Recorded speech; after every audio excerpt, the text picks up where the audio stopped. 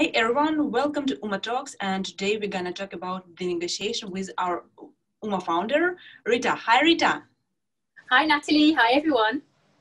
Guys, this week we discussed the negotiation on our Instagram, on our Facebook, and our Twitter, and I do appreciate all your support and good reactions to what we shared there, and get ready to hear some answers from UMA. And I'd like to start from my kind of personal question to Rita, because Rita, negotiation is kind of superpower of UMA. It is the topic where we get lots of questions from both our customers and people whom we just chatting with, and from companies and from individuals. And so, Rita, what are the most popular situations in companies when it comes to negotiation?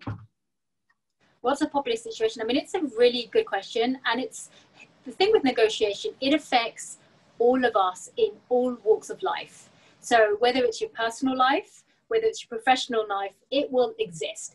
Negotiation could be walking into the grocery store and you're out of change for whatever reason. And you're trying to negotiate with the cashier in terms of, well, can I give you a $5 note? It only costs $4.90, or do I give you less? Do I give you over? That is all negotiation. In the workplace, it takes many, many different forms. It could be on, first day of work, or you're just relocating to a different area with your colleagues and picking which seat you're at, or picking how your desk layout is. Or it could be more talking about promotion, pay rise. I want to get one seat at the boardroom, whatever it is. So it could take many, many different facets. So I think it really depends on where you are in your personal or professional journey. But these are skills that really impact us in all forms of life. So it's really important to learn them. Oh, thank you, Rita. And negotiation, it's a lot about communication. And as a member of lots of boardrooms, what do you see there, and how can we learn from that? So actually a lot of workshops of late. So we've had obviously corporate workshops that we've always been running. But in terms of some of the personal folks that we've seen in some of these workshops, especially when everyone's working from home in the past few months, a lot of the questions that we have coming up is that how can you negotiate with somebody that you're not actually in the room with? It's one thing going to say to your boss or a colleague that, hey, let's just go grab a cup of coffee. It's a lot easier to communicate that way, when you're one-on-one with someone. How can you do that when you're on a Zoom screen, or not even that, you're on the phone? It's harder to do. So it's really about finding ways of communicating. Ultimately, negotiation is all about communication skills. It's a specific niche of communication. So with communication, it's the same thing. We go back to practice, prepare what you're going to say, and be very concise about what your ask is. What is it you're trying to negotiate for? And have those written down, think of the why, and present it in a nice way as well. So when we do in our workshops, we go through those skills and how to exercise them. There's a lot of role playing involved as well. So you can even practice these things at home with friends of yours. Just think of scenarios for asking for things and see how you felt afterwards, and ask the other person that you're role playing with how they felt about how you're asking. And it's all give and take. It's all practicing. See how you get along. Oh, thank you, Rita. Actually, I never did it as an exercise, and this is a very great idea to ask someone you negotiated with, hey, how it was, especially when it is closed ones. Absolutely. And Rita, I'd like us to discuss a situation that is very common when you're not that experienced, and pretty much like I can remember myself being younger and applying to the first jobs and learning a lot about negotiation and trying with the mirror, trying with the friends of mine. But actually, I remember that when I get there into the room with job interview, and lots of our followers are sharing the same situation. So all these preparation just disappears, and you're feeling like a fraud. And looking from here, it feels like when you feel like a little bit like less confident, it's easier for other people to manipulate, to give you less that you deserve. And Rita, how do you think, why did it happen? And actually what we can do about that, especially when we are younger, and how to negotiate better? Yeah, so I would say two things. That's actually a really good question. we all have times where we get the jitters, we all have nerves, we all forget our lines when we're about to go and speak. It's happened to all of us. I can't think of a single time where I haven't even thought myself that, oh, wow, what am I doing for a second? That is one of the manifestations of imposter syndrome. I know we discussed this earlier in another UMA talks, but the basis of that, the basis of this, the basis of the communication is all about practicing and remembering, why are we going in to negotiate? What is the purpose of it? And remembering what we try to get out of it. And you can absolutely take notes. Nothing is stopping you from going to a meeting with a couple of bullet points or notation cards or something written on your phone, whatever works for you. So absolutely have those in hand. Keep them short and sweet. They're just meant to be conversation starters. You're not supposed to be scrolling down and looking. You're meant to be just looking at a word and think, oh yes, I was going to talk about that. So think about that. Think about the passion of what you're asking for. And that should be enough to drive you. And practice it with everything that we're talking about. It's all about practice makes perfect. So try that a little bit. And over time, I promise you, with more practicing, you're going to feel a bit better about doing it. Oh, thank you, Rita. I'm so glad that you shared, especially this part about practicing, and that it's pretty natural for everyone to feel less comfortable at the beginning, and with each next job interview, with each next meeting, it feels like, hey, I can like do it better. I can say it better. And I'd like to touch our definition for negotiation that we shared on Instagram, because it is very good part of my next question. So guys, just a moment, let me open it. And so our definition of the negotiation is that negotiation is an art form that requires preparation, practice, precision to unleash the power of persuasion inside of you. Yes. So Rita, I am very great that you gave this kind of definition. And guys, I'd like to share my personal situation from last week, because, you know, when you work with a team, there can be a case that there are different work styles, and someone can be more prepared, someone can be more chaotic, and actually the good balance is just between all of our different personalities. But when it came to negotiation, it's tricky. And Rita, first, for me, it was tricky to figure out the right words. And this is the point why I asked about our definition, because I literally prepared like lots of times, and I tried to say it to myself, try to write it down. But at the end of the day, when I started like talking to the person I'm working on, and the issue that I had a deadline, and there was some other stuff that person wanted me to do, and just we have different like organizational styles, and for me it was hard to explain that, hey, let's do it in a different way because this and this, and because of the deadline, I didn't want this person to feel awkward, because it's just normal situation. But when it is deadline and it is just harder and everything is hotter. So Rita, how to prepare yourself for negotiation in a situation when you have a deadline or something going on, and you don't want to have a conflict with your coworkers, and actually you want everyone to feel good and relaxed? That's a superb question, because it happens a lot. I would say, when you have your own particular style of working and you have a colleague doing their own, with their own style of working as well, the first thing to do is to just communicate.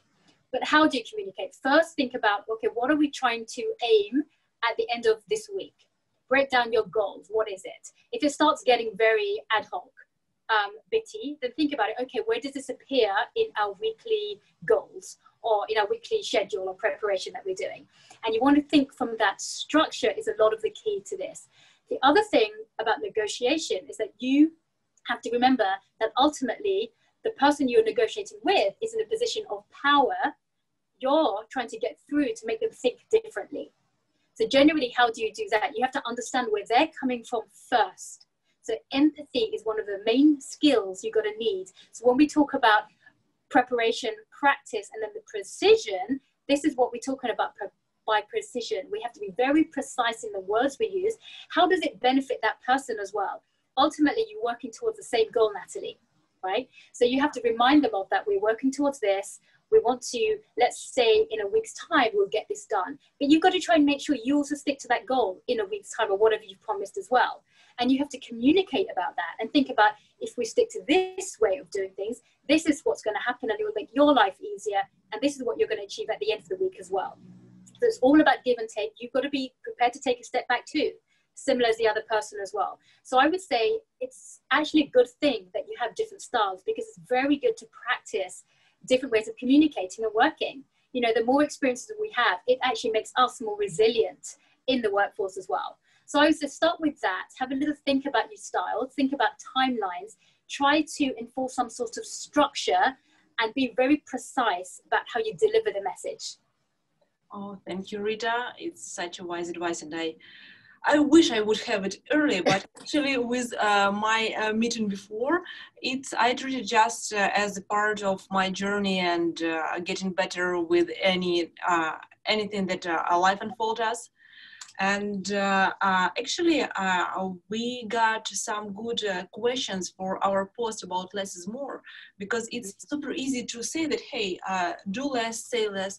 But Rita, is there any exercise or something that can help our followers to actually implement it in real life? Because they are asking us questions, how to do that.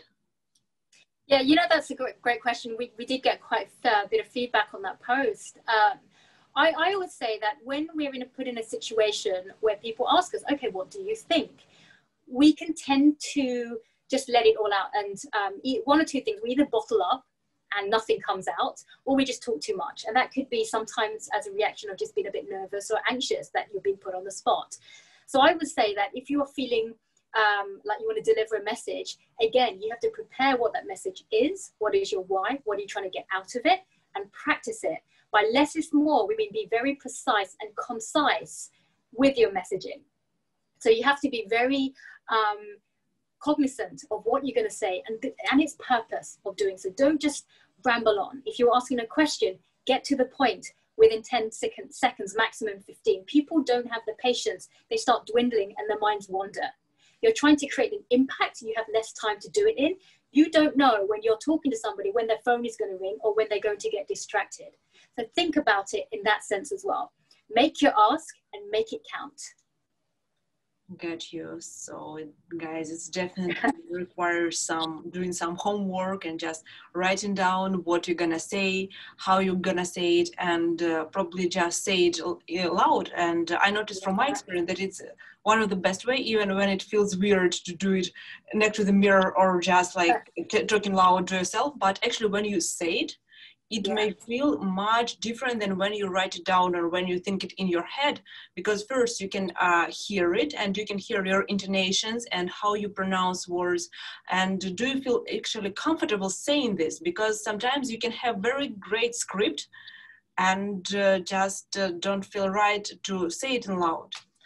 Absolutely. And, Rita, actually this topic less is more is very interesting from one other side, because when it comes to women and when it comes to negotiation, pretty often we treat less is more in a very like epic way, because we tend just to ask less. And but for some reason, pretty often it just doesn't give us more. But it is very common, and we often see it at UMA that, all right, I do less, I ask less, but even not realizing that I'm literally getting back less. So Rita, how to first understand that you are in this situation and how to help yourself to get out of it? Yeah, so I would say, because we did actually post about that. So if you don't ask, you don't get. It's a very, very simple one-liner, but it's very meaningful. What do we mean by that? Well, put it this way, people are not mind readers. Quite often we think, oh, I'm sure they will understand what I'm talking about, you know, or I'll send them an email at some point, or I don't want to create conflict. Let me just wait until the opportunity comes. Well, in real life, that doesn't always happen. You have to create the opportunity. The time is now, quite often. If there's time to be scheduled, or you have a busy manager or a busy colleague or a busy friend or a busy parent, you've got to schedule that time in now. I said, hey, colleague, or hey, mum, hey friend, hey whoever it is, I want to have a chat with you about so-and-so, when's a good time to do it? And you put that time in your calendars, make time now for the future if you have to, and you stick to it.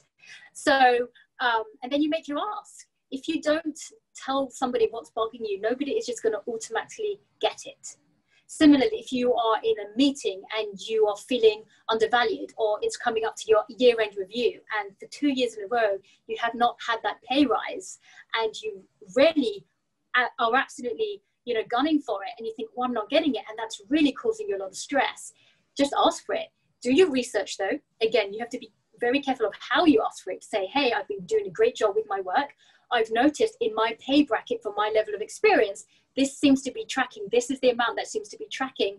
I've also noticed that mine has been a bit stagnant for the last couple of years. I'm wondering if this year you're going to make me good and I'm going to get that pay rise. So you're basically doing your research. You're not just sort of shooting from the hip, so to speak. You're doing your research.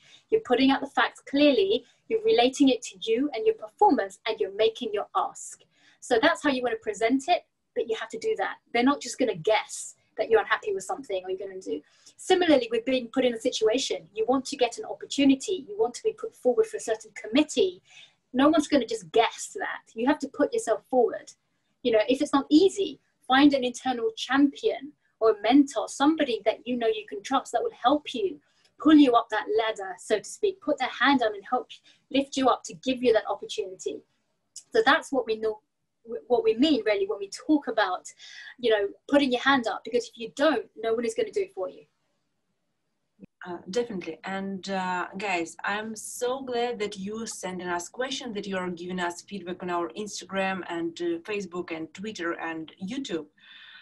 And next week we're gonna talk about conflict resolution, and it is very, very good topic, because when we're trying to say something and to negotiate, sometimes there is a chance, and depending on your temper and your way of communication, sometimes it is higher chance than and sometimes lower. So how to do conflict resolution. And guys, if you have any kind of questions about the conflict resolution, please DM us, email us, comment, and we can't wait to see all your questions. Absolutely, absolutely. And there is actually another question that gets asked quite a lot as well, and I forgot to share this earlier, Natalie. It's a lot of people ask me, mums actually ask me that, how on earth, I'm applying for a job, it's been a while since I've been in the workforce, how do I even negotiate my way in? What do I do? They've lost confidence naturally, they've been out of the workforce, they haven't had that practice. I tell them all the time that you've had children.